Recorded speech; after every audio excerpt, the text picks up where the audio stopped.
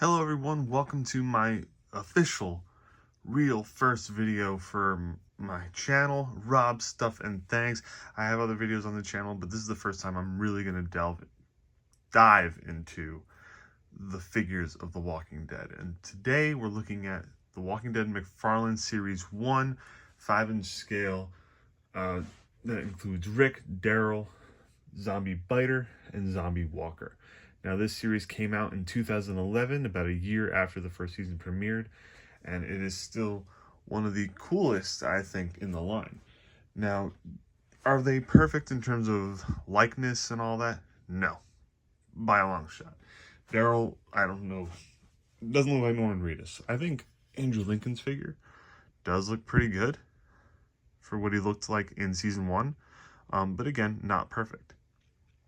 Now, each figure does have a cavalcade of accessories. I still have them all in box. You'll see he came with a walkie-talkie, grenade, a revolver, a bat, and a shotgun, as well as that pistol he's holding right there. On the back of each box, they all look the same. See the figures showcasing their accessories and all that. So that's Rick. Then you also have Daryl, who, in my opinion, yeah, that's not Norman. Who's that supposed to be? But overall, not a bad figure. My only complaint is with Series 1, they seem to have this, like, pose into him. Like, you can't have him not holding the crossbow. He's got, like, you can see it on the figure in the box back there. His shoulder is cocked up. That's meant to have it as sort of like he's holding, his crossbow. You can't have him not holding the crossbow. Like, to have him with the axe or the pickaxe or whatever he's got in that, it just doesn't make any sense. Although I do love the dead squirrel accessory there. The Zombie Biter has got to be one of my favorite walkers they ever made, because it does have cool biting action. That little button on the back there. This is Greg Nicotero as a zombie or a walker from the first season. This is the actual scene where we first met Daryl. And I believe season 1, episode 3. What was that one called? Tell to the Frogs or something like that? I don't know. And then you have the Zombie Walker, which this is the walker that walked off the bus in Atlanta when Rick first rode in. And I do like this one because he is a wind-up toy. How well does he wind and walk? Not great. He does stumble, but like a walker would, I guess. He is pretty fun.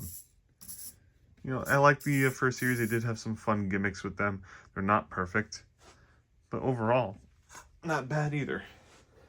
Let's take a look at Daryl. His packaging right here. So there you got your crossbow, knife, pickaxe, and axe right there. Where do they keep the squirrels in here? Are they behind something? I don't know. Oh, he's actually wearing the squirrels. They're behind him, behind his leg. You can see that there. He's pretty cool. The Zombie Biter comes with a hunk of squirrel meat at his feet there. It comes with biting action. It's pretty cool. And then the Zombie Walker doesn't come with anything. It's just him. Overall, a great series of figures. A great start to the Walking Dead line, I would say. Like I said, they're not perfect, but overall, I think they did a pretty good job. It got me hooked, I'll tell you that much. Hooked enough to get every single figure in the line afterwards. Now, this figure also, or this line, also came with a bonus. And at Toys R Us, they had an exclusive black and white version of Rick Grimes with blood splatter, and I actually have this one signed by Andrew Lincoln. Got this signed myself at the premiere for The Ones Who Live last February in New York City. It is by far one of my prized possessions at this point.